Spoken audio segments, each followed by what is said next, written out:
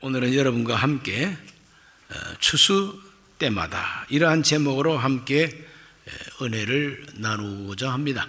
한번 따라 하십시다. 추수 때마다.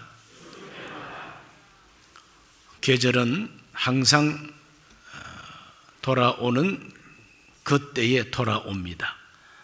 추수 때는 해마다 돌아옵니다. 그래서 이 추수 때마다 어떻게 할 것인가 하는 것을 하나님은 택한 백성들에게 아주 자세하게 친절하게 가르쳐 주셨습니다. 구약 성경에 하나님이 택한 백성은 이스라엘 백성입니다. 그 이스라엘 백성들에게 1년에 3차례 큰 절기를 지키도록 하나님이 명령을 내리고 계십니다. 첫 번째 절기는 유월절입니다. 유월절은 어느 정도의 그 계절에 오느냐 하면은 이제 파릇파릇 풀이 돋아나고 이삭이 처음 이삭이 피어날 그 무렵이 바로 유월절입니다. 그 유월절은 농사에 대한 개념보다도 이스라엘 백성들이 430년 애굽에 살면서 노예 생활을 했던 것을 하나님이 불쌍히 여기시고 그들을 구출하시고 해방시켰습니다. 광복절이죠. 그러므로 이스라엘의 광복절이 바로 유월절입니다. 그 광복절, 자유를 얻고 해방을 얻었다. 그때부터 이스라엘은 새로운 출발을 하게 됩니다. 바로 그것이 그들에게 주어진 새해인 것입니다. 광복절이 있기까지, 자유를 얻기까지는 시간이 아니다 이 말이죠. 죽어 있는 시간이나 마찬가지죠. 그러므로 자유와 해방을 얻는 바로 그 순간부터 째각하고 역사의 시계는 흘러가게 되어 있도록 하나님이 그렇게 신앙적인 의미를 부여해 주었습니다. 그 다음 두 번째 절기는 오순절입니다. 6월절 후 50일 만에 다가오는 절기. 이 절기는 초여름의 맥추절이라고 합니다. 보리와 밀을 추수해 드리는 추수감사절입니다. 그로부터 세월이 이제 좀 쭉 흘러가지고 유대력으로 7월달. 근데 6월절이 1월달이니까 7월달. 그때 되면은 7월 중간쯤에 그들은 초막절을 또 지켜야 됩니다. 이 초막절은 뭘 의미하느냐? 농사 절기로 보면은 가을 추수입니다. 가을 추수. 이 가을 추수는 주로 열매를 거두어 드리는 거죠. 과일을 거두어 드립니다. 가을 추수가 바로 그들의 초막절입니다. 그 초막절은 가을 추수 감사의 플러스 알파. 그건 바로 광야 생활했던 것을 잊지 말라. 너희들은 광야 생활을 40년간 했고 사람이 살 수 없는 그 40년 광야 생활, 하나님이 먹을 양식 만나 마실 물 생수를 공급해 주시고 영양 보충을 위해서 가끔 메추라기가 날아와 가지고 메추라기 고기를 구워 먹고 삶아 먹고 이렇게 단백질 보충을 하고 이렇게 살아오도록 하나님이 광야 40년을 책임져 주신 거 그거 잊어버리지 말라. 그럼 모두가 다 하나님 베풀어 주신 은혜를 잊어버리지 말라. 또 하나님께서 먹고 살 수 있도록 곡식을 주고 양식을 주고 과일을 준 거 이거 다 하나님께 감사하라고 하는 명령이 바로 그들의 추수 때마다 주어지는 절기 문화입니다. 꼭 그렇게 살아야만 했습니다. 그런데 첫 번째 절기 유월절보다도 오순절과 초막절은 적극적인 추수감사 절기입니다. 그때마다 추수 때마다 어떠한 태도를 가져야 되는가 딱 두 가지를 하나님이 명령합니다. 첫째는 하나님 앞에 힘대로 자원 예물을 드릴 것을 명령하고 있습니다. 신명기 16장 10절 말씀 내 하나님 야훼 앞에 7절절을 지키되 내 하나님 야훼께서 내게 복을 주신 대로 내 힘을 헤아려 자원하는 예물을 드리고 하나님께서 복을 주신 대로 힘을 헤아려서 힘을 헤아리라 이 말은 힘껏 자원해서 원하는 만큼 예물을 하나님께 드리라고 하는 것이 하나님의 명령입니다. 오늘 우리들은 하나님이 주신 복을 헤어보고 야, 내가 정말 복을 받았구나. 혹시 농사가 잘못되었다 할지라도 이만큼이라도 하나님께서 주셨구나 하는 것에 대해서 감사한 마음을 가지고 힘껏 헤아려서 하나님께 자원해서 예물을 드리는 겁니다. 대제사장이 거룩한 옷을 입고 와가지고 그 아무개 이리 와봐. 올해 너는 쌀 가마니 몇 가마 갖고 와야 돼? 이런 식으로 정해주지를 않습니다. 자원 예물. 그래서 우리 교회 추수감사절 이웃과 나누는 예물이나 하나님께 드리는 감사 헌금이나 다 자원해서 하시도록 그렇게 합니다. 교구마다 할당 몇 푸대 이거 없어요. 자원하는 마음으로 복 주신 것을 헤아려 보고 자원하는 마음으로 하나님께 드리라고 하는 성경의 말씀을 그대로 우리 교회는 순종을 하기 때문에 모두가 다 자원하시기를 바랍니다. 그저 하나님께서 주신 복을 헤아려 보시면 됩니다. 어떤 분들은 하나님 주신 복이 크다 이렇게 느끼는 분은 좀 하나님께 좀 더 힘껏 드리시겠죠. 하나님께서 내게 해준 게 뭐야? 난 아무것도 없어. 이런 분들은 아무것도 안 하셔도 하나님이 저주 안 합니다. 다 자기 복입니다. 그러므로 힘대로 자원 예물을 드리라고 하는 것이 하나님의 명령이요. 다만 빈손으로는 나오지 말라고 하나님이 명령을 합니다. 신명기 16장 16절에서 17절의 다가지를 봅니다. 너의 가운데 모든 남자는 1년 3번 곧 무교절과 77절과 초막절에 네 하나님 야훼께서 택하신 곳에서 야훼를 배웁되 빈손으로 야훼를 배우지 말고 각 사람이 너의 하나님 야훼께서 주신 복을 따라 그 힘대로 드릴지니라.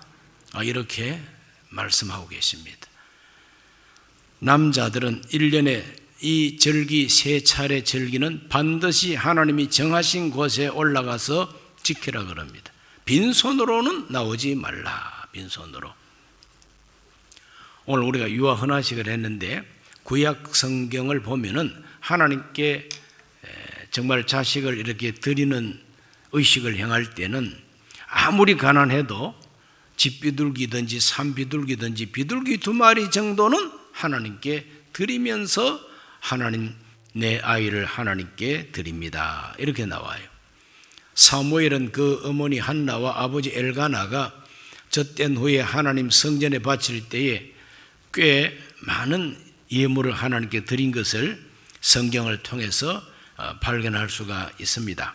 그래서 구약 성경 사무엘상 1장을 24절에 보면 젖된 후에 그를 데리고 올라갈 새 수소 3마리와 밀가루 1에바와 포도주 1가죽 부대를 가지고 실로 야훼 집에 나아갔는데 그랬어요. 이거 보니까 수소 3마리, 황소 3마리 바쳤어요. 요새 황소 1마리 얼마 할까요?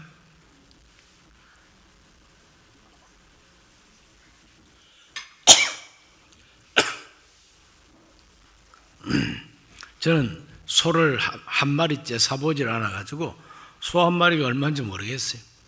어쨌든 사무엘 엄마 아버지는 황소 3마리, 나머지 포도주 이런 걸 가지고 하나님 앞에 가서 바쳤어요.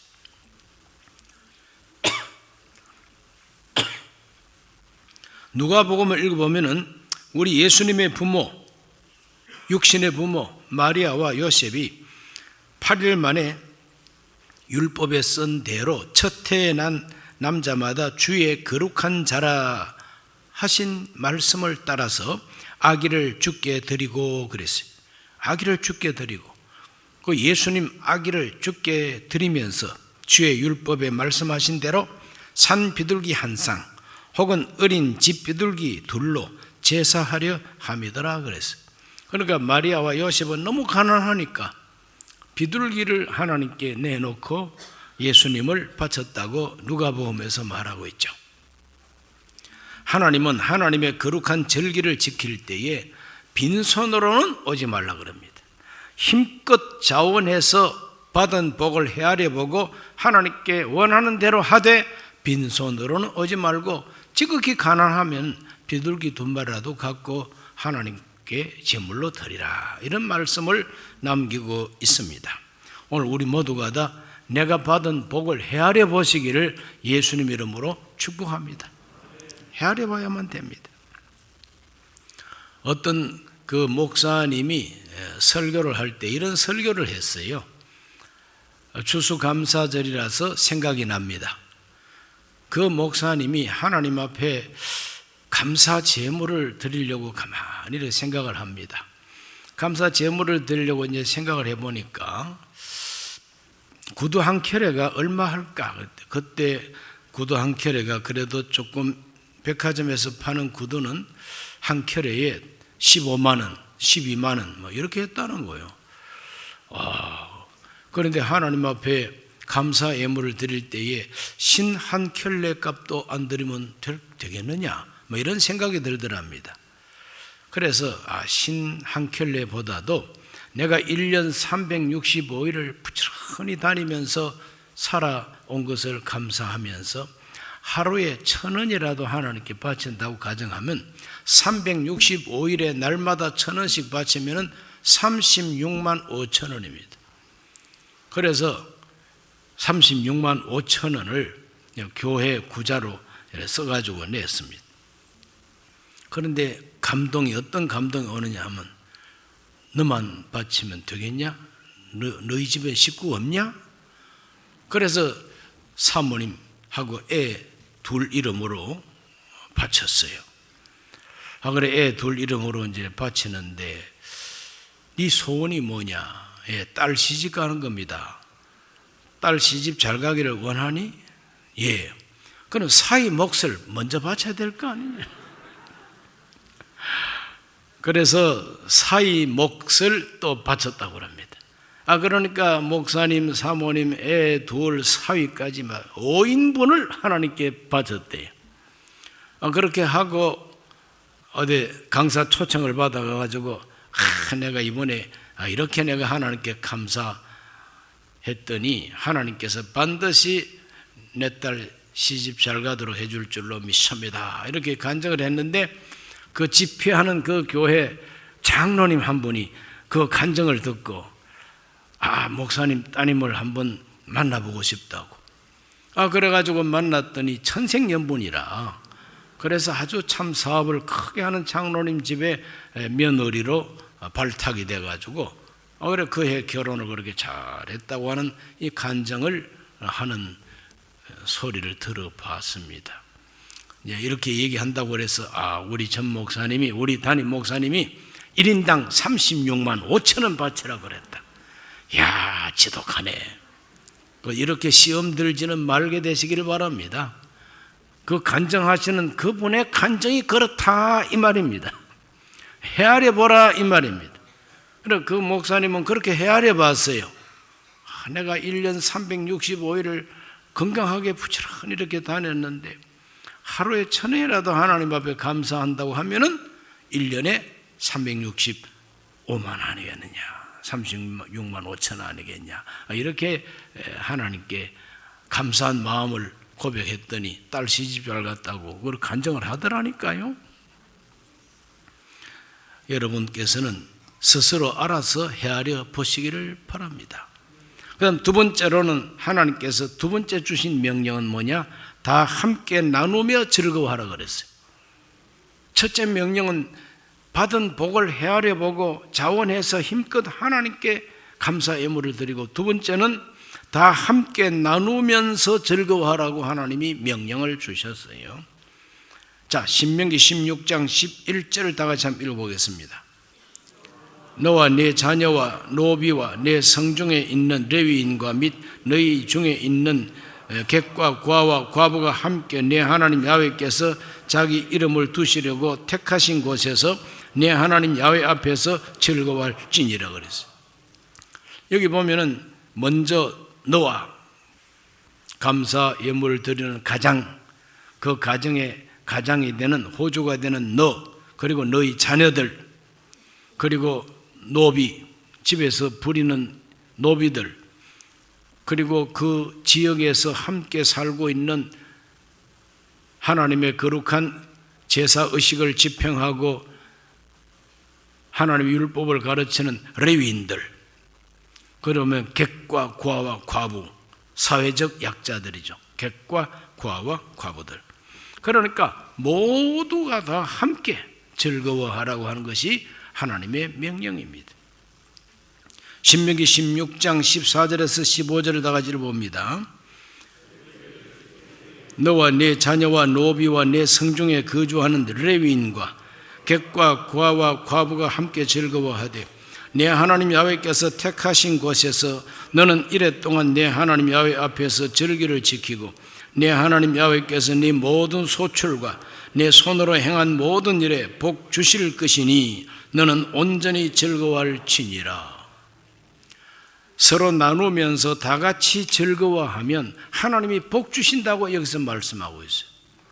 나 혼자 다 먹겠다고 자기 창고에만 가득하게 채우고 옆에서 죽어가고 굶어가고 있는 객과 과와 과부들은 돌아보지도 아니하는 이러한 구두쇠에게 하나님이 복 주실 것이니 그렇게는 말하지 않습니다. 그래서 하나님은 다 함께 나누며 즐거워할 때에 하나님 복 준다고 약속하고 있습니다.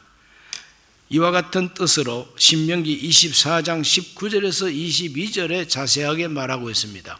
네가 밭에서 곡식을 벨 때 그 한 뭇을 밭에 잊어버렸거든 다시 가서 가져오지 말고 나그네와 과와 과부를 위하여 남겨두라.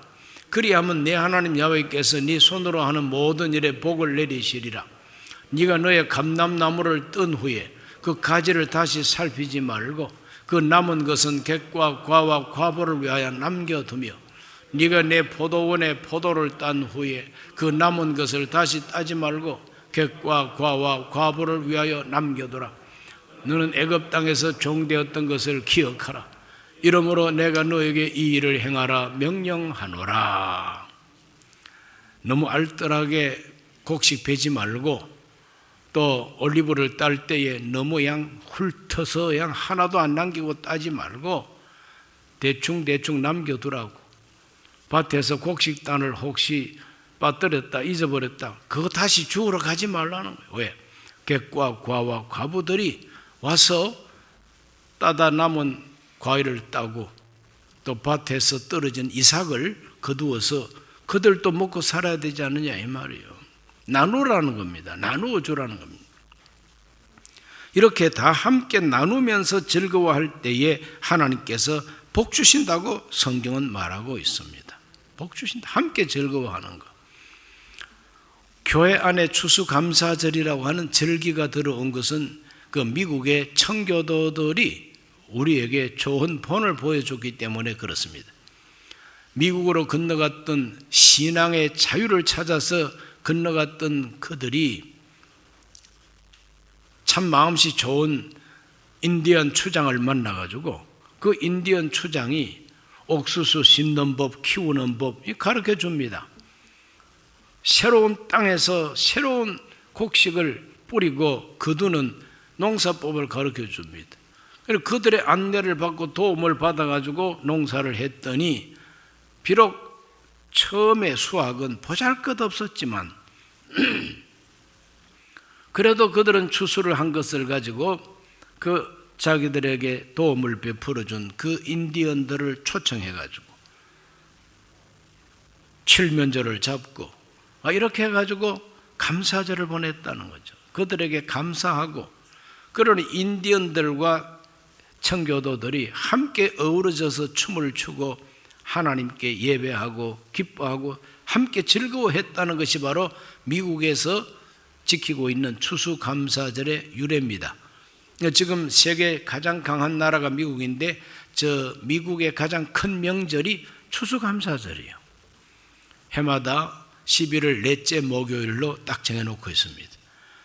우리가 추석이 되면은 고향 찾아가고 부모 찾아가듯이 미국 사람들은 추수감사절 되면 다 고향 찾아가고 부모 만나러 가고 가족끼리 모이고 심지어는 해외에 나와 있는 미군 부대 군인들도 그때는 전쟁하다가도 쉬고 이와 같이 절기를 지키고 있습니다.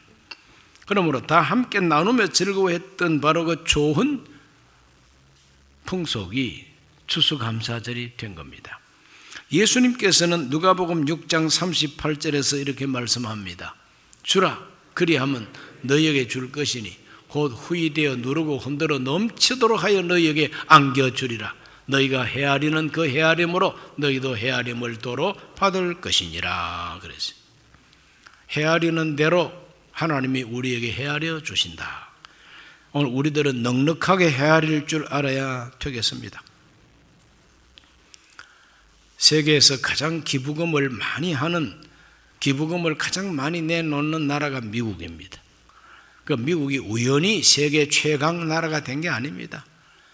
서로 돌보고 이웃을 돌아보고 약자를 보호하겠다고 하는 마음으로 그 기부금을 내놓는 기부 문화가 세계에서 최고입니다. 그냥 기부 문화가. 그런데 부자들이 막 어마어마한 돈을 기부를 하죠. 그런데 그 부자들이 내놓는 그 어마어마한 기부는 아무것도 아니고 한 해 동안 기부의 75% 정도가 다 평민들, 부자도 아닌 사람들이 내놓는 기부금이 재벌들이 내놓는 것보다 훨씬 많다는 거예요. 이 정도 그 일반 서민들, 일반 국민들의 이 의식 속에 서로가 도우면서 살아야 된다고 하는 이 의식이 있어가지고 이 기부금을 이렇게 즐겁게 내놓는 이 문화가 이렇게 발전되다 보니까 하나님이 거기에 복을 주실 수밖에 없지 않습니까? 하나님이 성경에 약속한 대로 그들에게 복을 내려 주는 것입니다. 우리가 교회에서 이웃에게 나눈다든지 또 해외 선교지에 가서 또 선교하는 그 지역에서 우리가 또 이웃과 나누고 그들을 도와준다든지 이 모든 것은 다 함께 나누면서 즐거워하는 그러한 절기 지키는 영성과 동일합니다. 이번에도 우리가 인도네시아 바탐 섬에 있는 믿음 순복음 교회를 찾아가서 우리 교회가 후원해서 예배당을 증축을 한 것을 헌당하고 왔습니다. 우리가 가보고 참 만족스러운 시간을 가졌습니다. 우리가 도와준 보람이 있구나 느꼈습니다. 건물도 아주 아담하고 반듯하게 잘 지었고 또 우리가 이번에 가면서 큰 TV도 선물하고 에어컨도 설치를 해 주었습니다. 또 잔치도 열어서 한식을 경영하는 분에게 부탁해가지고 또 한식도 마련해가지고 찾아오는 모든 동네 사람들까지 아이들까지 이렇게 대접할 수가 이제 있었습니다. 무엇보다도 참 보람 있었던 것은 10년 전에부터 우리가 도와주고 또 아이들에게 장학금을 이렇게 꾸준히 보냈습니다. 우리가 보내는 이 장학금을 가지고 우리 차병수 선교사님이 성실하게 아이들을 선택해 가지고 그 아이들 학비를 대주고 후원을 했는데 우리 교회가 도와주는 바로 이 후원금을 받은 아이들이 지금은 이제는 20대 초반에까지 이제 나이가 장성했는데 이 교회에 완전히 일꾼이 되어 있어요. 완전한 교회 중추적인 일꾼이 되어 있습니다. 덩치가 막 커지는 거예요. 내가 보니까 꼭 아줌마처럼 생겼어요. 나이가 몇 살인가 했더니 이제 20대 초반이래요. 전에는 우리가 갈 때 요만한 애들인데 이제는 뭐 나보다 키도 크고 눈도 더 크고 몸무게도 더 나가는 것 같아요. 그 아이들이 나와서 율동도 하고 찬송 인도도 하고 막 교회 완전히 일꾼이 되어 있어요. 앞으로 이 아이들을 더 키워가지고 유치원을 새롭게 개설하면은 유치원 교사로 다 채용할 작정을 하고 있는 겁니다. 그러니 우리가 장학금 준 아이들이 자라가지고 또 다른 아이들을 키울 수가 있고 가르칠 수가 있고 또 그 아이들 가운데서 어린 아이들이 또 자라가지고 또 일꾼 되고 이렇게 함으로써 교회는 바톤 터치를 통해서 계속해서 부흥되는 거죠. 할렐루야. 하나님께서 기뻐하시는 일인 줄로 믿습니다. 우리가 교회에서 차 한 잔이라도 돈 1,000원 내고 차 한 잔이라도 이렇게 사 먹는 아가페 하우스를 우리가 사용하는 것도 다 결국은 한 방울 한 방울 물이 모여서 우물이 되는 것처럼 이웃과 함께 나눌 수 있는 귀한 후원금이 되는 것이죠. 쌀도 나누고 동전도 모으고 또 성미도 모으고 해외 선교지를 위해서 또 장학금도 보내고 이 모든 것이 다 이웃과 더불어서 함께 나누면서 즐거워하는 일이라고 하는 걸 잊지 말게 되시기를 바랍니다. 우리 주변에는 우리의 도움이 필요로 하는 그러한 사람들이 너무나 많습니다. 참 불쌍한 사람들도 많습니다. 가족이 경제적으로 완전히 파산되고 가장이 가족들을 내빼버리고 무책임하게 그냥 내버리고 어떡합니까? 가족 전체가 다 노숙자가 되어버린 일들도 있다는 겁니다. 그러니까 한 사람 한 사람 개인 노숙자도 있겠지만 아이하고 엄마하고 같이 노숙자가 된 가족 노숙 가족들이 또 많답니다. 또 이런 사람들을 불러 모아놓고 도와주고 아이들 학비도 도와주고 하는 또 그런 단체도 있습니다. 이렇게 해서 도움을 요청하는 공문도 지금 와 있습니다. 우리 주변에는 정말 이런 참 도와주지 않고는 어찌할 수 없는 사람들이 많이 있습니다. 우리 대한민국의 자유를 찾아왔지만 이 나라 정부가 오히려 탈북자들을 조국을 배신한 자들이라고 미워하고 욕하고 소외시키고 이러다 보니까 그냥 자살해버리는 탈북자들도 많이 생깁니다. 신문에 왜 나질 않아요? 자살하는 탈북자들이 막 생깁니다. 그래 그들을 또 도와주고 이렇게 해서 한 사람이라도 생명을 유지할 수 있도록 또 이 사회에서 발붙이고 살 수 있도록 돕는 일, 이 모든 것은 이웃과 함께 나누면서 즐거워하는 일이라는 것이죠. 그런데 이러한 일을 평소에도 해야 되겠지만 특히 절기 때에 추수하는 추수 때에는 이렇게 해야 된다는 것을 하나님이 명령을 내려놓고 있습니다. 신명기 16장 12절 말씀을 한번 읽어보면 너는 애굽에서 종되었던 것을 기억하고 이 규례를 지켜 행할지니라. 하나님은 추수 때마다 이렇게 해야 할 이유 가운데 큰 이유가 너도 과거에는 애굽의 종으로 살았다는 거예요. 너 지금 부자로 사느냐? 너희 조상을 생각해봐라. 너희들 다 노예 출신이에요. 양반 쌍놈이 어디서 몽땅 노예 출신인데 너희들도 노숙자처럼 살았지 않느냐? 객과 구하와 과부가 되어 살지 않았느냐? 하나님이 그 가운데서 너희 백성들을 다 해방시켜 주시고 젖과 꿀이 흐르는 이 땅까지 하나님이 데리고 오셨는데 이 젖과 꿀이 흐르는 땅에서 농사지어서 소출을 보면은 너 혼자 창고에 쌓아놓지 말고 객과 과와 과부를 위해서 나누어 주고 남겨주고 이렇게 함으로써 함께 나누면서 이 절기를 즐겁게 지켜라. 그러면 하나님이 복을 준다고 약속을 해놓고 있는 것이 추수 때의 문화입니다. 오늘 우리가 2022년 가을 추수기를 지금 맞이했습니다. 이 가을 추수기에 성경이 말하고 있는 이런 말씀들을 잘 참고해서 이번 추수감사절 아주 은혜롭게 즐겁게 지켜내게 되시기를 주의 이름으로 축원합니다. 그들에게 복을 내릴 줄로 믿습니다. 하나님 아버지, 오늘 이 밤 하나님 앞에 나와서 추수 때 어떻게 해야 될 것인가를 가르쳐 주신 하나님의 규례를 읽었습니다. 우리 모두가 이 말씀을 오늘에 적용시켜서 순종하며 살게 해 주시옵소서. 예수님 이름으로 기도하옵나이다. 아멘.